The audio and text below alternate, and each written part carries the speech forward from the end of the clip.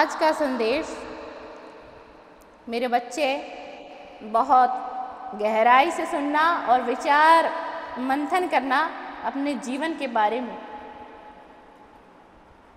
एकांत की गहराई में उतरिए, दूर हो जाएगा तुम्हारा अकेलापन भी।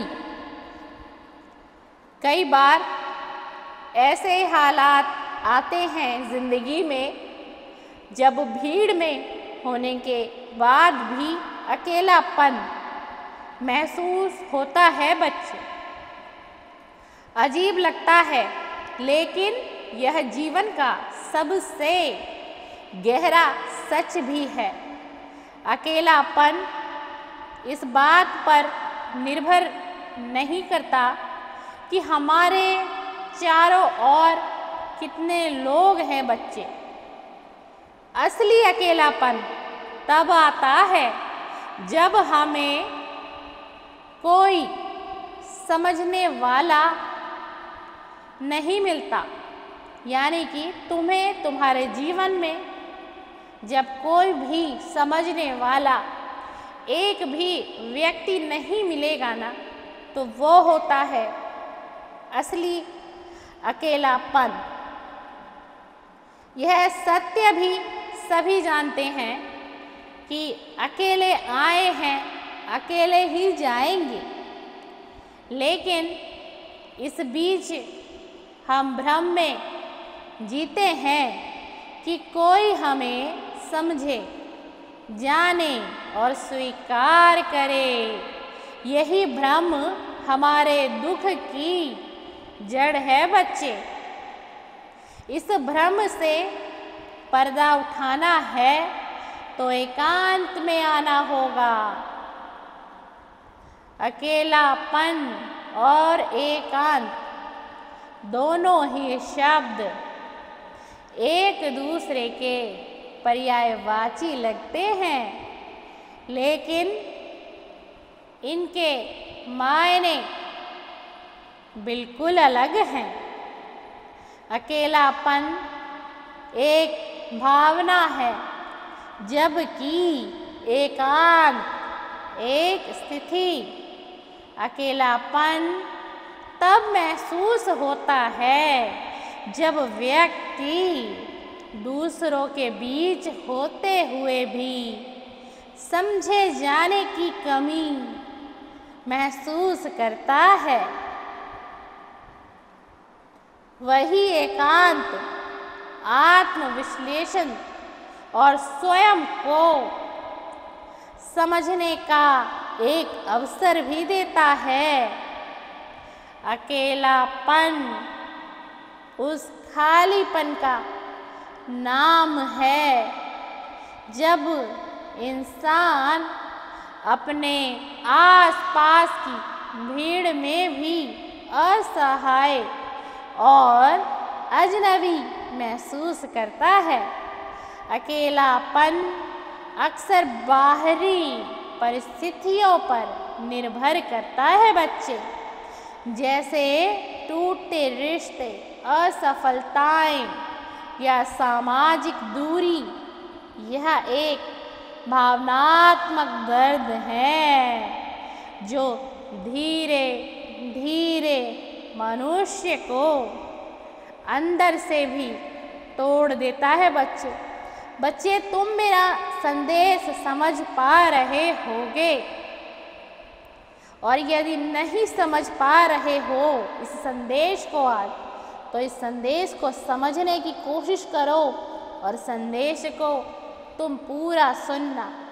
फिर जो भी तुम्हारे जीवन में जो एक अकेलापन तुम भाव रहे हो, सोच रहे हो, समझ रहे हो, वो अकेलापन नहीं है मेरे बच्चे। किसने कहा? किसने तुम्हें कह दिया कि तुम्हारे जीवन में अकेलापन है? किस मूर्ख ने तुम्हें ये सलाह दे दी कि तेरे जीवन में अकेलापन है? मैं आज कहता हूँ, तेरा पिता हूँ ना, तू मुझे पिता समझता है, तू मुझे बाबा कहता है, तो सुन, तेरे जीवन में कोई भी अकेलापन नहीं है।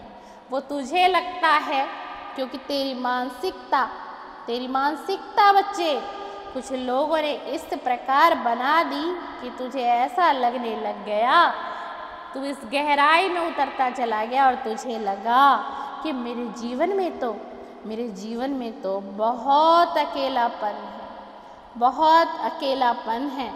मैं इस पीड़ा से, मैं इस दर्द से कैसे निकलूँगा और निकलूँगा भी कि नहीं निकलूँगा। तू ये सभी बातें अपने आत्मा से आत्म मंथन करता रहता है और अपनी आत्मा को तू बच्चे एक कष्ट में डाल देता है। तो अब से तुझे ऐसा नहीं करना है। तू इस संदेश को सुनना मेरे बच्चे, तेरा मन भीतर से भी शांत होगा। ये तेरा बाबा तुझे आज अपने वचनों में कुछ कह के जा रहा है। हर व्यक्ति अपने ही स्वप्न लोक में जी रहा है, अपनी ही चिंताओं, अपने ही संघर्षों में उलझा हुआ है। किसी को किसी की परवाह नहीं, क्योंकि हर कोई खुद की परवाह करने में ही व्यस्त है। और यह तुम भली भांति जानते हो मेरे बच्चे कि बाबा ने क्यों ऐसा कहा। आप जुड़ने की कोशिश करते हैं, फिर पाते हैं कि लोग केवल हमारे बाहरी रूप को देख रहे हैं। वे हमारे विचारों की गहराई में उतरने की कोशिश भी नहीं करते। जब एहसास होता है कि कोई हमें नहीं समझता, कोई हमें समझना ही नहीं चाहता, तो मन में सवाल आता है कि क्या हमें खुद को बदल लेना चाहिए। और यही हम वह गलती कर बैठते हैं जो हर कोई करता है। लोग सोचते हैं कि अगर हम खुद को थोड़ा बदल लेंगे तो समाज में स्वीकार किए जाएंगे, लेकिन इससे हम अपने ही अस्तित्व से कट जाते हैं बच्चे।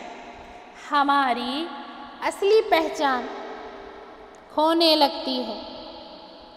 दुनिया के हिसाब से बदलेंगे तो हम वह नहीं रह सकेंगे जो वास्तव में तुम हो, जैसे तुम दिखते हो, जैसे तुम लोगों को समझ में आते हो। बस एक नकली छवि बन जाएंगे तो उपाय क्या है बच्चे? अगर तुम अपना एक नकली छवि बन जाओगे तो क्या तुम्हारे पास कोई उपाय है?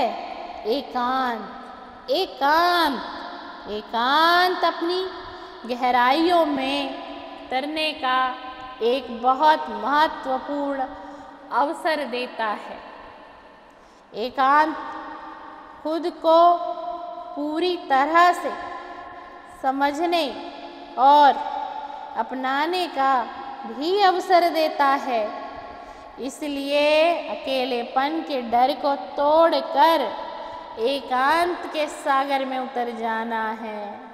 यह अकेलापन नहीं है, बल्कि आत्म मंथन का एक अवसर है बच्चे, जहाँ व्यक्ति अपनी सोच, भावनाओं को और अस्तित्व के रहस्यों को समझने की कोशिश करता है।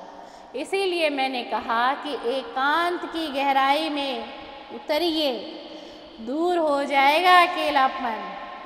फिर तुम्हें खुद से तुम निर्धारित करोगे कि मेरे जीवन में कोई अकेलापन नहीं है। मैं अपने जीवन में पूर्ण हूँ, मैं अपने जीवन में पूर्ण हूँ और मैं अपने जीवन में खुशियों को, सफलता को, हर चीज़ को, हर पॉजिटिव चीज़ को अट्रैक्ट कर लेता हूँ। यानी कि हर एक स्ट्रॉन्ग वाइब्रेशन जो कि सकारात्मक होती है, मैं उन सभी वाइब्रेशन को अपनी ओर खींच लेता हूँ और समझ लेता हूँ जीवन को